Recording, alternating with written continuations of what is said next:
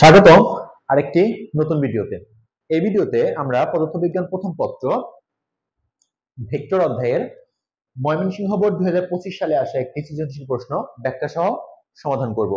তো আমি বরাবরের মতোই প্রশ্নটা আমার বোর্ডে লিখে রাখছি। তো আমরা একটু প্রশ্নটা দেখে নিই, তারপরে আমাদের মূল সমাধান পর্বে চলে যাব। দেখো, এখানে প্রশ্নটার উদ্দীপকটাতে বলা হয়েছে যে নৌকাবাজ প্রতিযোগিতায় ও বিন্দু থেকে, এই যেখানে একটা চিত্র দেয়া আছে দেখো, ও বিন্দু, এখানে নদীর এপার হচ্ছে, এখানে একটা ও বিন্দু। তো বলছে ও বিন্দু হতে করিম করিম নামক একজন মাঝি, আরেকজন আছে হচ্ছে রহিম। তো এই করিম নামে যে মাঝি আছে, উনি হচ্ছে ও বিন্দু থেকে ও এ বরাবর রওনা দিছে। এই যে বলছে দেখো, ও এ বরাবর রওনা দিয়ে উনি পৌঁছাইছে কোথায়? এই সোজা, যেহেতু স্রোত আছে, আমরা জানি স্রোতযুক্ত নদীতে আমি যেদিকে রওনা দিব আমাকে নৌকাটা ভাষায় একটু স্রোতের দিকে নিয়ে যাবে।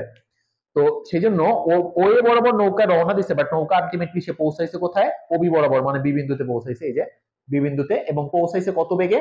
5.3 কিলোমিটার পার আওয়ার বেগে পৌঁছালো। দেখো, আমরা কিন্তু সবাই জানি, এটা মনে রাখবা বেসিকটা, যে যত বেগে যাত্রা শুরু করে সেটা নৌকার বেগ ভি। মনে রাখবা এটা, যাত্রা করছি আমি কত বেগে, সেটা হচ্ছে নৌকার বেগ। নৌকার বেগ, ঠিক আছে, ওটাকে আমরা ভি বলি। আর যত বেগে পৌঁছাইলো সেটা কিন্তু লব্ধি বেগ। সেটা হচ্ছে কি? লব্ধি বেগ। লব্ধি বেগটা কি? যত বেগে পৌঁছাইছে, যেমন এখানে লব্ধি বেগটাকে আমরা ভিআর বলি, ভিআর দিয়ে প্রকাশ করি। সো এখানে কিন্তু এই যে 5.3 কিলোমিটার পার আওয়ার, এটা কিন্তু আমার এই যে দেয়া আছে যে বেগটা, এটা কিন্তু এত বেগে পৌঁছানোর কথা বলছে। এটা এত বেগে যাত্রা শুরু করছে সেটা কিন্তু বলে নাই। বলছে যে ওয়ে বরাবর যাত্রা শুরু করছে, কিন্তু ওয়ে বরাবর বেগ কত সেটা বলে না, কিন্তু পৌঁছাইছে কোথায়? বিতে। এবং ওই পৌঁছানোর বেগটা কিন্তু এখানে দেয়া আছে 5.3 কিলোমিটার পার আওয়ার বেগে পৌঁছালো। তার মানে এটা কিন্তু আসলে নৌকার বেগ না 5.3টা, এটা ভিআর, মানে হচ্ছে এই করিম যে নৌকাটা চালাইছে সেই নৌকার লব্ধি বেগ, অর্থাৎ করিম যে নৌকাটা চালাইছে সেই নৌকাটা, আর স্রোতের বেগ আছে 2, এদের লব্ধি বেগটা হচ্ছে এইটা। নদী নৌকার ম্যাথের ক্ষেত্রে লব্ধি বেগ বলতে আমরা নৌকার সাথে স্রোতের লব্ধি বেগটাই বুঝবো, ঠিক আছে? ওকে, এরপরে দেখো বলছে আর কিন্তু রহিম আরেকজন, ইনি তো ছিল করিম, আরেকজন মাঝে হচ্ছে রহিম। কিন্তু রহিম ওয়ে বরাবর, অর্থাৎ করিম যে বরাবর পৌঁছাইছে, রহিম ওই বরাবর নৌকা চালাইছে। মানে করিম হচ্ছে ওয়ে বরাবর, এই যে করিম হচ্ছে ওয়ে বরাবর নৌকা চালাইছে এবং পৌঁছাইছে ওবি বরাবর। কিন্তু রহিম যেটা করছে, ওবি বরাবর এই নৌকা চালাইছে, ওবি বরাবর নৌকা চালায়, রওনা দিয়ে নির্দিষ্ট সময়ে নদী পার হয়ে আর বিন্দুতে পৌঁছায়। তার মানে সে, রহিম কি করছে? রহিম হচ্ছে ওবি বরাবর নৌকা চালায়, যেহেতু আমরা জানি যে স্রোতের নদীতে নিজের দিকে নৌকা চালাবা, নৌকাটাকে একটু ভাসায় নিয়ে যাবো ওইদিকে। তো ও এই দিকে চালাইছে, এখানে গিয়ে পৌঁছেছে, এই যে 8 বিন্দুতে পৌঁছালো। প্রতিযোগিতার সময় হঠাৎ করে 10 কিলোমিটার পার আওয়ার বেগে বৃষ্টি শুরু হলো। উভয় ক্ষেত্রে নৌকার বেগ ছিল, তোমার নৌকার বেগ 5 কিলোমিটার পার আওয়ার ছিল। আর এই হচ্ছে উদ্দীপক। এখানে স্রোতের বেগটা দেওয়া আছে, আর এই ওবিটা যে 90, অর্থাৎ এই স্রোতের দিকের সাথে যে 90 ডিগ্রি অ্যাঙ্গেলে আছে সেটা বোঝানো হয়েছে। আর এখানে নদীর প্রস্থটা দেওয়া আছে 2 কিলোমিটার, আর এই স্রোত দেওয়া আছে হচ্ছে 2 কিলোমিটার পার আওয়ার। তো আমি বিষয়টা আরেকটু বলি, এখানে কি হয়েছে। এখানে দুইজন মাঝি, একজন হচ্ছে করিম, এখানে দেখো একজন হচ্ছে করিম, এই করিম একজন মাঝি, আর একজন মাঝি হচ্ছে রহিম, এই যে রহিম একজন মাঝি।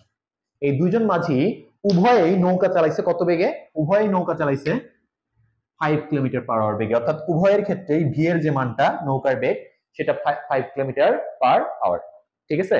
আচ্ছা, এখন কি হয়েছে যে ও বিন্দু থেকে দুইজনেই রওনা দিছে। ও বিন্দু থেকে এই করিম যেটা করছে, ও এ বরাবর 5 কিলোমিটার পার আওয়ার রওনা দিছে, যে বলছে যে উভয়ের নৌকার বেগ। আমি কিছুক্ষণ আগেই বলছি, নদী নৌকার ক্ষেত্রে নৌকার বেগ বলতে কত বেগে যাত্রা শুরু করছে কোন দিকে, সেই বেগটাই হচ্ছে নৌকার বেগ ভি। তার মানে যেহেতু এখানে লাস্টে বলে দিছে উভয় ক্ষেত্রে নৌকার বেগ 5 কিলোমিটার পার আওয়ার, তার মানে ও করিম হচ্ছে আমার ওয়ে বরাবর রওনা দিছে, যাত্রা শুরু করছে। তার মানে ওয়ে বরাবর যে বেগটা নৌকার বেগ ভি, এটা হচ্ছে 5 কিলোমিটার। কিন্তু ওবি বরাবর যে পৌঁছাইছে সেই বেগটা কিন্তু এখানে দেয়া আছে, অর্থাৎ এটা হচ্ছে ভিআর, ওবি বরাবর বেগ ভিআর এইটা। এবং রহিম যেটা করছে, ওবি বরাবর রওনা দিছে, তার মানে রহিমের ক্ষেত্রে ওবি বরাবর যে বেগটা, নৌকার বেগটা, সেটা 5, কিন্তু ও পৌঁছাইছে কোথায়? আর ও আর বরাবর সেই বেগটা, অর্থাৎ রহিমের ক্ষেত্রে লব্ধি বেগটা দেয়া নাই। এই হচ্ছে ইনফরমেশন। আর এখানে বৃষ্টির বেগটাকে আমরা, এই বৃষ্টির বেগটা দেয়া আছে, অর্থাৎ হঠাৎ করে যে বৃষ্টি নামলো সেই বৃষ্টির বেগটা দেয়া আছে 10 কিলোমিটার পার আওয়ার। আর ওবি যে নদীর পাড়ের সাথে 90 ডিগ্রি আছে সেটা বুঝাইছে এখানে। স্রোতের বেগটা আর মনে রাখবা, নৌকা যতগুলাই থাকুক, মাঝি 100টা যদি থাকে, 10টা থাকুক, 20টা থাকুক, 1000টা থাকলেও একই নদীতে যেহেতু নৌকা চালাচ্ছে তারা, সেই জন্য স্রোতের বেগ সেমই হবে। অর্থাৎ করিম বলি রহিম বলি সবার ক্ষেত্রে স্রোতের বেগ 2 কিলোমিটার পার আওয়ার এবং নদীর প্রস্থটাও 2 কিলোমিটার। ঠিক আছে, ওকে। সো এই হচ্ছে আমার উদ্দীপক, আশা করি বুঝতে পারছো। এখন প্রশ্ন কি বলছে আমরা একটু বোঝার চেষ্টা করি এবং সলভ করব। দেখো প্রথম প্রশ্ন যেটা বলছে যে উদ্দীপক রহিম, সরি এটা গ নাম্বার যেটা, যে রহিম কত সময়ে নদী পার হয়েছিল। সো এই কনফিউশন যেন সৃষ্টি না হয় তার জন্য তুমি এই প্রশ্নগুলো কিভাবে সলভ করবা। দেখো এখানে দুইজন মাঝি যেহেতু আছে, তার মধ্যে কারটা বের করতে বলছে রহিমেরটা, তো তুমি রহিমেরটা দেখো, বাকিগুলো ভুলে যাও। রহিম কিন্তু দেখো, রহিম বলছে রহিম ওই ও বি বরাবর নৌকা চালাইছে, ঠিক আছে, এবং চালানোর বেগটাই হচ্ছে বি, বি এর মান নৌকার বেগ আমি কিন্তু বলছি। তার মানে ওবি বরাবর যে রহিম নৌকাটা চালাইছে কত বেগে চালাইছে, এই যে বলছে ও এর ক্ষেত্রে নৌকার বেগ কত, 5, তার মানে ওবি বরাবর তার নৌকার বেগ হচ্ছে 5 এবং সে পৌঁছাইছে ও আর বরাবর। তো আমি এখন শুধু রহিমকে চিন্তা করব। তো রহিমেরটা যদি চিন্তা করি, দেখো রহিমের নৌকাটা এরকম হবে যে ও, এটা ও, এই ওবি বরাবর হচ্ছে নৌকা চালাইছে আর পৌঁছাইছে আর বিন্দুতে। তো আমাকে বলছে যে এই নদীর প্রস্থ তো দেয়া আছে, এটা দুজনের ক্ষেত্রেই সেম 2 কিলোমিটার দেয়া আছে। এইটার থেকে আমাকে টাইমটা বের করতে বলছে যে রহিম কত সময় পর নদীটা পার হয়েছিল। তো বেসিকটা খেয়াল করো, অনেকে অনেক নিয়মে করতে পারো, বাট আমি একটা নিয়ম শিখাই দেই। যেহেতু আমার উদ্দেশ্য কিন্তু শুধু আমার প্রশ্নটা সলভ করা না, এটার বেসিক সহ যে এইরকম টাইপের প্রশ্ন আসলে যেন তুমি আর কোনো বাধার সম্মুখীন না হও। এক প্রশ্ন আমরা সমাধান করব একটা, বাট নিয়মটা ক্লিয়ার হয়ে যাব, এই নিয়মের যেন প্রশ্ন আসলে আমাদের আর কোনো প্রবলেম না হয়, সেই উদ্দেশ্যটাই জন্যই কিন্তু সলভ করা। তো আমি বেসিকটা বলি, যখনই তোমাকে কোনো নদী পার হওয়ার জন্য এপার থেকে নদী ওপার যেভাবেই যাই, বেঁকে যাই, এইভাবে মানে যেভাবেই যাই, সোজা যাই, যেভাবেই পার হই, নদীর এপার থেকে ওই পারে যাওয়ার যে টাইমটা যদি কোনো ম্যাথে বের করতে বলে, যেমন এখানে কিন্তু সময় বের করতে বলছে যে কত সময়, এই সময় যদি বের করতে বলে তাহলে অবশ্যই সূত্র তুমি একটাই ব্যবহার করবা, সূত্রটা হচ্ছে T is equal to S by V. এইখানে এই সূত্রের এস এর জায়গায় বসাবা কি, এস হচ্ছে নদীর প্রস্থ, সেটা হচ্ছে 2 কিলোমিটার দেয়া আছে, মনে রাখবা। তো সূত্র একটাই, তাহলে যদি কখনো নদী পার এপার থেকে নদী ওই পারে যাওয়ার জন্য কত সময় লাগছে, কত সময় পার হয়েছে, এরকম টাইপের প্রশ্ন করে, তাহলে অবশ্যই তুমি T equal to S by V সূত্র বসাবা এবং এই এস এর জায়গায় সবসময় তুমি নদীর প্রস্থ বসাবা। হ্যাঁ, অনেকে অন্যভাবে করতে পারে, বাট এইটা হচ্ছে সবচেয়ে একুরেট এবং আমার সবচেয়ে সহজ। এটা করলে তোমার কখনোই ভুল হবে না, একদম যত টাইপের সময় বের করার ম্যাথ আছে তুমি পেয়ে যাবে যদি এপার থেকে ওই পারে যাইতে বলে। তো এস এর জায়গায় তাহলে কি বললাম, নদীর প্রস্থ, আমাদের নদীর প্রস্থ 2 কিলোমিটার দেওয়া আছে, আমি এখানে বসাই দিব। কিন্তু এই ভি, এই ভিটা কি দেখো, এই ভি এর জায়গায় কিন্তু আমার ভি হইতে পারে ইউ হইতে পারে, ইউ হচ্ছে স্রোতের বেগ, এই যে 2 কিলোমিটার পার আওয়ার, আর ভি হচ্ছে নৌকার বেগ, আর একটা হচ্ছে ভি আর লব্ধি বেগ। এই ভি এর জায়গায় এইটাও হইতে পারে, এটাও হইতে পারে, আবার এটাও হইতে পারে, অর্থাৎ নৌকার বেগ হইতে পারে, স্রোতের বেগ হইতে পারে, সরি স্রোতের বেগ না, এখানে উপাংশ বেগ হতে পারে, সেটাকে আমরা বিএক্স বলি, ভিওয়াই বলি, আনুভূমিক উপাংশটাকে বিএক্স বলি, উলম্ব উপাংশটাকে ভিওয়াই বলি। সো হইতে পারে নৌকার বেগ এই ভি এর জায়গায়, হইতে পারে ভিআর লব্ধি বেগ, হইতে পারে উপাংশ বেগ, হইতে পারে, কোনটা বসাবো এটাই হচ্ছে বিষয়। এটা প্রশ্নের উপর ডিপেন্ড করবে, এক একটা প্রশ্ন এক এক রকম বসাইতে হবে, এটা তোমার ইচ্ছে না। সো এইটা তুমি বুঝবা কেমনে, আমি খুব সহজ একটা ট্রিক্স আমি শেয়ার করি, বলে দেই, এইটা ফলো করলে তোমার কোনো প্রবলেম হবে না সলভ করতে এবং এটাই 100% অ্যাকুরেট। তো দেখো তুমি প্রথমে যে নৌকার টাইমটা বের করতেছো, যে মাঝির টাইমটা বের করতেছো, সেই মাঝি সোজা নৌকা এক নম্বরে চেক করবা সেই মাঝি সোজা নৌকা চালাইছে কিনা। সোজা যদি নৌকা চালায়, নৌকা চালালে তুমি এখানে ভি বসাবা, নৌকার বেগ, এটা এক নম্বরে চেক করবা। যদি দেখো যে সোজা চালাইছে তাহলে ভি এর জায়গায় নৌকার বেগ বসাই দিবা, আর ওইখানে তো এস এর জায়গায় তো নদীর প্রস্থ ভাগ করে দিবা, টাইমটা পেয়ে যাবা, শেষ। কিন্তু কোনো ম্যাথে যদি দেখো যে না সোজা চালায় নাই, তখন চেক করবা দ্বিতীয় নাম্বার, সোজা পৌঁছাইছে কিনা। দ্বিতীয় নাম্বার কি চেক করবা, সোজা পৌঁছাইছে কিনা, ঠিক আছে, পৌঁছানোটা চেক করবা। এবং যদি সোজা না চালায় তখন তো এটা হবে না, বা নৌকার বেগ বসানো যাবে না। আর যদি সোজা চালায় তাহলে তো আমার পরে এগুলো চেক করা দরকার নেই, কারণ এটা হয়ে যাবে নৌকার বেগ। কিন্তু যদি দেখো এটা হয় নাই, সোজা চালায় নাই, তখন চেক করবা সোজা পৌঁছাইছে কিনা। যদি দেখো সোজা পৌঁছাইছে তখন হবে ভিআর, মানে লব্ধি বেগটা। লব্ধি বেগ কি, লব্ধি বেগ হচ্ছে ওই যে নৌকার মাঝি, যে নৌকার টাইম তুমি বের করতেছো, সেই নৌকা এবং স্রোতের বেগের লব্ধিটা বের করতে হবে। এখন লব্ধি বের করার সূত্র যদি দেয়া থাকে প্রশ্নে তাহলে ভালো, আর না থাকলে তুমি যে ভিআর সূত্র আছে, root over of U square plus V square plus 2uv cos alpha, এটা দিয়ে বের করে নিবা। ঠিক আছে? আচ্ছা, এখন থার্ড, যদি দেখো না সোজা চালায়নি, সোজা পৌঁছায় নাই, তাহলে 3 নম্বরে কি হবে? উপাংশ বেগ। উপাংশ বেগ হবে, যেটাকে আমরা vx বলি, vy বলি। এই vx ইকুয়াল টু বের করতে হয় v sin alpha, cos alpha, sorry, v cos alpha এটা দিয়ে, আর vy বের করতে হয় v sin আলফা দিয়ে। এইভাবে বের করে নিবা, ঠিক আছে? তো নরমালি তুমি এটি ইউজ করবা, এইটা ইউজ করবা, ভি, এটা হচ্ছে নৌকার বেগ, এই ভিটা নৌকার বেগ বসাবা, আর আলফাটা তো হচ্ছে যে নৌকার বেগ আর স্রোতের বেগের মাঝখানের অ্যাঙ্গেল, টোটাল অ্যাঙ্গেলটা। যেমন এখানে রহিমের ক্ষেত্রে নৌকা চালাইছে অবি বরাবর বি, আর স্রোত হচ্ছে এটা, তার মানে এই 90টাই হবে আলফা, আর পরিমের ক্ষেত্রে হবে হচ্ছে এই টোটাল কোনটা হবে আলফা। এখানে বসাই দিলে ভিওয়াই পেয়ে যাবো। তো আমরা এখন চেক করব, এই প্রশ্নে চেক করি যে কোনটা হবে ভি এর জায়গায়, এখানটা ভি এর জায়গায় কোনটা হবে। দেখো 1 নম্বরে চেক করো, আমি বলছি 1 নম্বরে তুমি চেক করবা নৌকা সোজা চালাইছে কিনা। দেখো কার টাইম বের করতেছি আমরা? রহিমের টাইম বের করতেছি, রহিমের টাইম। রহিম কিন্তু ওবি বরাবর নৌকা চালাইছে, তার মানে ওবি হচ্ছে সোজা, স্ট্রেট, একদম সোজা নৌকার প্রস্থ বরাবর। তার মানে কিন্তু আমাদের 1 নম্বরটাই হয়ে যাচ্ছে, যে সোজা চালাইলে নৌকার বেগ হবে। দেখো রহিম এবং করিম উভয়ের নৌকার বেগ কিন্তু 5, তার মানে আমরা বুঝতে পারতেছি এখানে আসলে ভি হবে, এবং তার মানে মানটা হবে 2, উপরে তো 2 আর নিচে কত 5। ঠিক আছে? তাইলে এটা যদি ভাগ করি আমরা, দেখো 2 কে 5 দিয়ে যদি ভাগ করে দাও, তাহলে 2 ভাগ হচ্ছে আমার 5, এটা আনসারটা আসছে 0.4, এটা আনসার হবে 0.4।